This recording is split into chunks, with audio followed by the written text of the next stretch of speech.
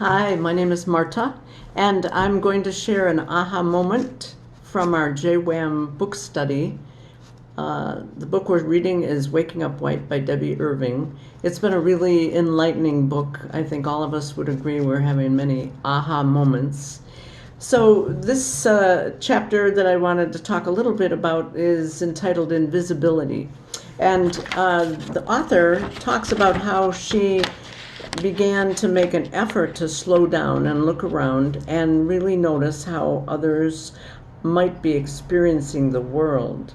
She had assumed her daily experience was basically universal, and that experience was that people were mostly friendly, she felt mostly safe, and that those with authority encouraged and supported her.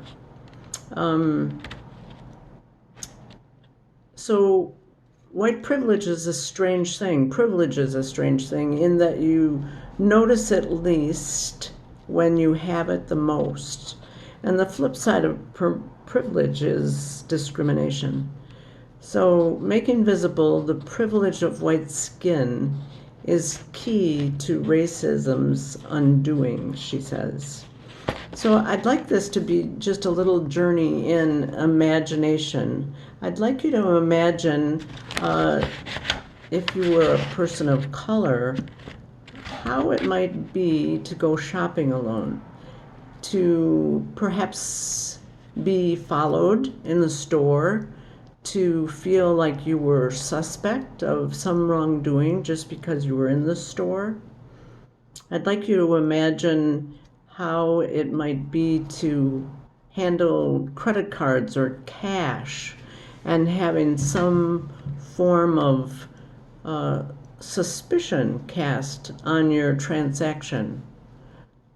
I'd like you to imagine how it would be to go out into your yard as a person of color in old raggy clothes and not be judged for it.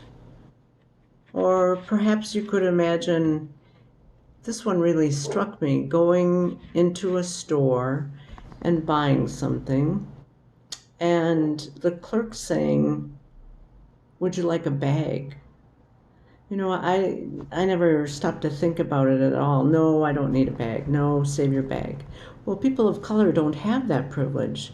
They would never say no, thank you to the bag, because they would be suspected of perhaps wrongdoing.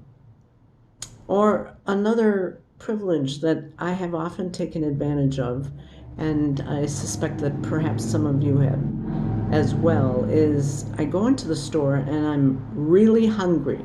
And so I pick out some favorite snack and I open it up and I start eating it. And then I go to the clerk at the end of my shopping experience to check out and say, "Oh, here's my bar that I just ate." And you can ring that up. That's, a benign privilege, and it's an extreme one that people of color don't have. There's so many benign, if you would call them, privileges that we as white people so take for granted. So the next time you're in the store and a clerk says to you, "Do you want a bag?" be thinking about how you can be in solidarity with people of color and imagine their experience of shopping and what they might experience. Okay, thanks so much.